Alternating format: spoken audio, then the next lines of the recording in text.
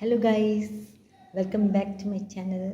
आज मैंने आपके लिए फॉरेन एक्सचेंज रेट, जो कि सबसे डिफ़िकल्ट टॉपिक है मैक्रो इकोनॉमिक्स का, तो बच्चों को ये बहुत ही ज़्यादा टफ लगता है।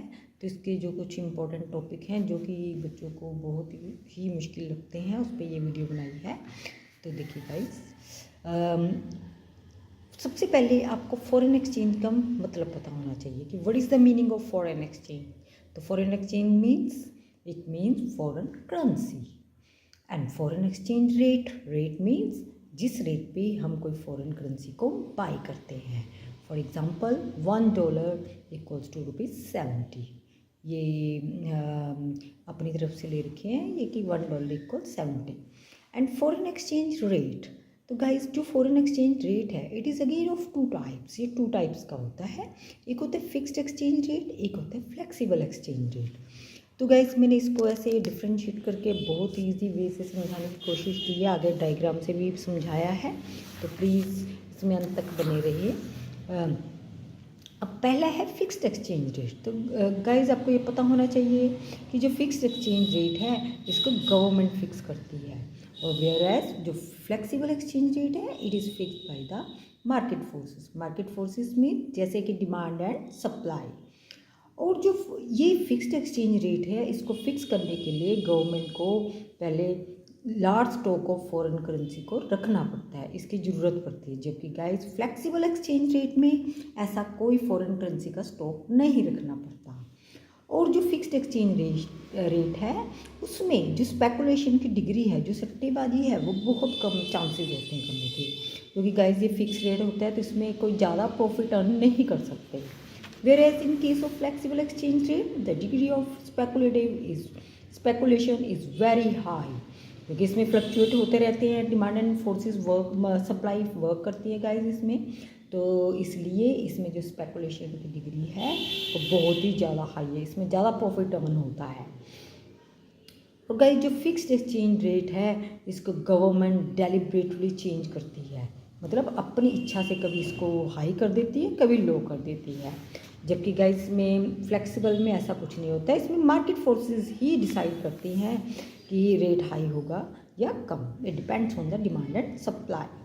तो गाइस, अभी ध्यान से सुनना, जो ये appreciation, depreciation, revaluation, devaluation, but students को इसके बारे में समझ ही नहीं आता, उनको इसमें कन्फ्यूज़न रहती है कि क्या है। तो देखिए गाइस, मैंने सब कुछ इकट्ठा इसमें समझा रखा है ताकि आप इजीली इसको डिफ्रेंशिएट कर सकें। तो गाइस, सबसे पहले आपको ये ध्यान रखना है कि जो फिक्स्ड एक्सचेंज रेट है जिसको कि गवर्नमेंट डिसाइड करती है, गवर्नमेंट फिक्स करती है, तो इसमें हम रिवैल्यूएशन और डिवैल्यूएशन की बात करेंगे, और जो फ्लेक्सिबल है उसमें हम एप्रिसिएशन एंड डेप्रिसिएशन को यूज़ करेंगे। सबसे पहला डिफरेंस तो ये है गाइस, इसका ध्यान रखना पड़ेगा।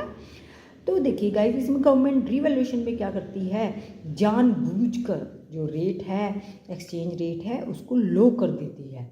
तो इसका मतलब क्या है गाइस, एक्सचेंज रेट अगर कम है इसमें it means less Indian rupee is needed to buy $1। अब जैसे मैंने एग्जांपल बता रखा है कि $1 के लिए 50 रुपीज़ पे करने पड़ेंगे।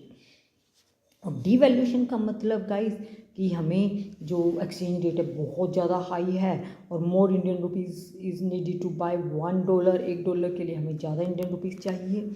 जैसे कि पहले अगर रेट कम है तो हम 50 रुपीज़ दे रहे हैं, अगर रेट ज़्यादा है तो हमें 70 का पड़ रहा है $1। तो इस बात का ध्यान रखना पड़ेगा।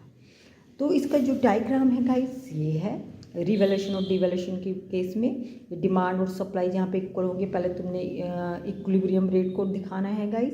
और जैसे हम लो दिखा रहे हैं रिवैल्यूएशन में, तो लो मतलब गवर्नमेंट ने इक्विलिब्रियम रेट से उससे नीचे जानबूझ के एक्सचेंज रेट को कम कर दिया है। तो इससे गाइस हमारी जो इंडियन रुपी है वो रिवैल्यूएट होगी, रिवैल्यूएशन बोला जाएगा, इसको एप्रिसिएशन नहीं बोला जाएगा।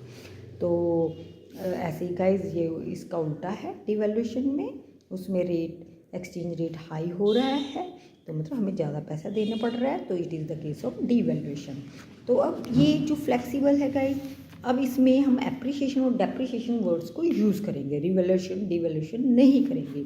स्टूडेंट्स अक्सर ये मिस्टेक कर देते हैं, तो ये डिफरेंस को याद रखें स्टूडेंट कि जो रिवैल्यूएशन डिवैल्यूएशन है वो फिक्स्ड एक्सचेंज रेट, मतलब जहाँ पे गवर्नमेंट का रोल है तब यूज़ करना है इन वर्ड्स को।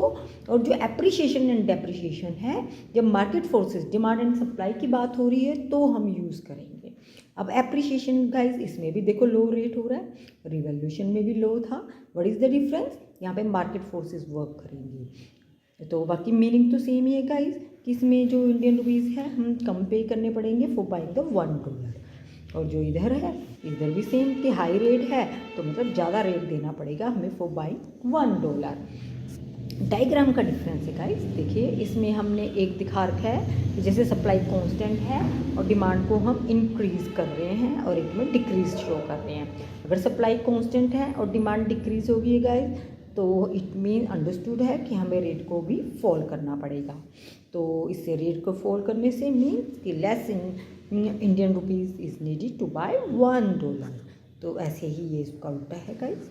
तो आई होप आपको समझ आ गया होगा। ये बहुत ही ईजी वे है गाइस, आपको इसको अच्छे से ध्यान से समझना है ये सारा कॉन्सेप्ट। And thank you.